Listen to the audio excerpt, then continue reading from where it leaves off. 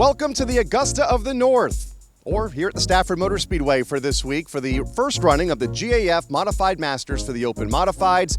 100 laps this Friday night for the Open cars, $12,000 to win, and a pretty cool winner's jacket to go along. A white jacket provided by American Woolen Company will be given to the winner in victory lane. And as far as who's going to win, who knows, because there's almost 30 cars on the entry list, but Ron Silk has got to be a favorite. In his last 4 starts, he's won 2 Spring Sizzlers, 1 Fall Final, and the non-win, a second place at last year's Fall Final. That 16 team has been ridiculously fast at Stafford. Oh, by the way, he's got 2 dual victories as well. He's got a great crew chief in Phil Moran, who's won multiple championships in past years.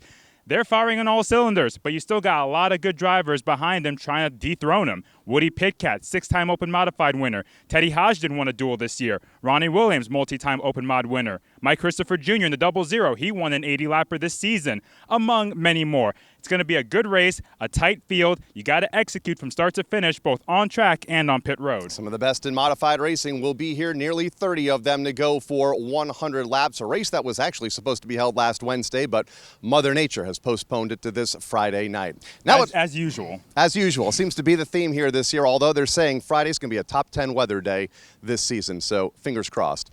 Let's talk about the regular divisions, and you mentioned Mike Christopher Jr. a moment ago, a favorite for the Open Modifieds. The most recent winner here.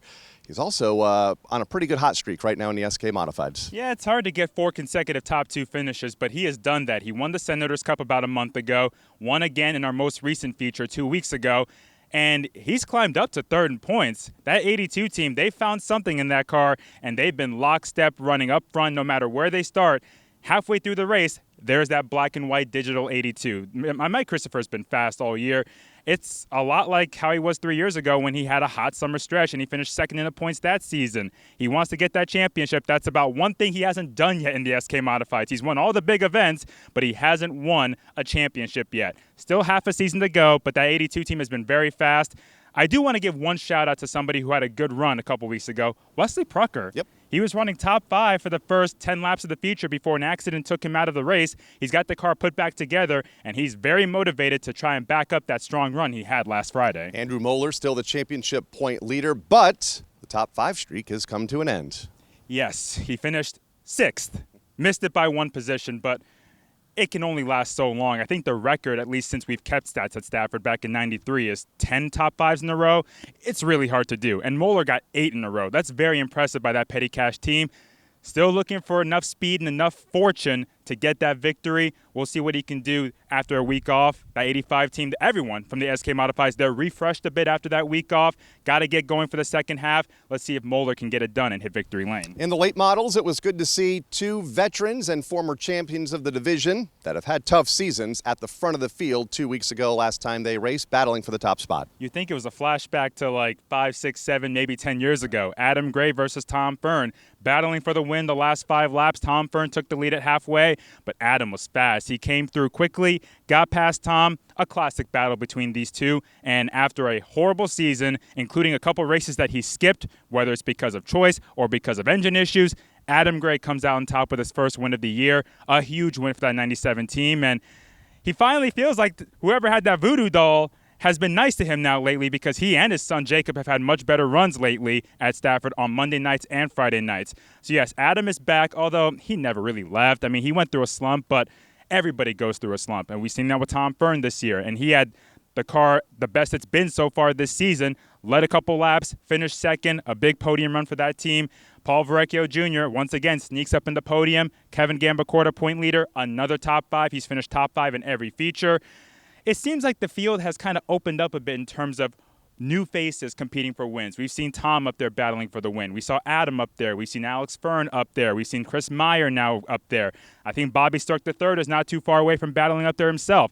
So the field, the competition is starting to get a little more tighter, as if it wasn't tight already. So we'll see what happens here in these upcoming weeks if more faces continue to battle for wins and if Gambacorta and Verrecchio can get back to victory lane. A very competitive field indeed for the late models. They'll be back on Friday night for 30 laps, as will the SK Light Modifieds, and championship point leader Tyler Chapman among them. He hit his first speed bump here a couple weeks ago all season. A legit one. It's not like what we said before where he had a bad run of 4th place. Right. He actually did not finish the last feature, got caught up in a couple accidents, and the damage was too much for that 41. lost several points to Alex Pearl, who came home with the win, his first victory in about 2 years. The point gap is still huge. It's over 80 points between Tyler Chapman and Alex Pearl, and we know Chapman's going to bounce back the next week and fight for the win. The SK Lights have been crazy the last month or so, and sometimes it gets too crazy. So sometimes half the battle is just trying to complete all 20 laps. We've seen several drivers up in the front battling for top fives.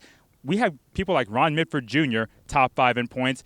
Chris Vians is top 10 in points. We've seen guys like Robert Bloxham III, Matt Brewer. These guys are competing for top 5s, top 10s, along with Sammy Anderson, Amanda West on a more consistent basis. But then our top 2 drivers, Hovey and Chapman, they DNF. Anything can happen in the SK Light Modifieds. No matter how good you've been in the weeks prior, it takes one night for everything to change, and it gives other drivers a chance to capitalize and come out on top. And the wildest roller coaster ride in the world kind of sums up Megan Fuller's season. Second place last time out. She's either up there, top 2, battling for the win, or she's involved in an early racing incident. That's why you got to complete all 20 laps, and that's what she did the last race. She had every big incident happen in front of her. She stopped, waited for the wrecking to stop, got through, and that's how she got up to second after starting back in about 20th. So got to keep it clean for all laps, and once you keep it clean, you can race it out in the end. In the limited late models, took 10 weeks, but we have our first repeat winner of the season. Rich Hammond got it done, and he kind of spoiled the party because Jeremy Lavoie was so close to becoming that 10th different winner in 10 races, but what a drive by Hammond. He started 10th and won the race, won the Riley Generators 30. By far the deepest the winner has started in that division this season, and he looked real good. He's been really good, I think, for the most part this season. Couple bad breaks here and there, but compared to last year, much better off for that 28 team. He was hot in the second half of last season. If he's like that this year, he's going to be fighting for a championship. Jeremy Lavoie had a 20-lap car in a 30-lap race. He even said it himself, but it's the best he's looked in a while. So there's some positives to take away for the 6th team. Matt Clement, our point leader, wasn't really a factor in the 30-lapper. He kind of finished outside the top 5. We never saw him battle up front, so they have some more work to do, but that's just how tight this field is. If you're off by a little bit, you're going to go from 1st to 8th. It's that close. So you got to be perfect every week if you want a shot at victory. And so far, Hammond has been the more consistent driver, along with RJ Serdell, who got another podium, his second the last 3 races. 9 winners in 10 races for the limited late models. They're back on Friday in the street stocks. They were back in action last Friday night, part of the New England 900 with Cletus McFarlane. It was Travis Haidar. No surprise, going to victory lane. He has taken the last 5 checkered flags here at this racetrack. Yeah, he's fast. But we've said that all season. I mean, Haidar is just, when you've been in that division for that long, you learn a lot. And Haidar has grown a lot as a driver. He's matured a lot since he started as a 14-year-old, by the way. Now he's 21. But he's learned so much over the years where he was first winning a race per year for the first 3-4 seasons. And then he started winning 4 races, 5 races, 6 races.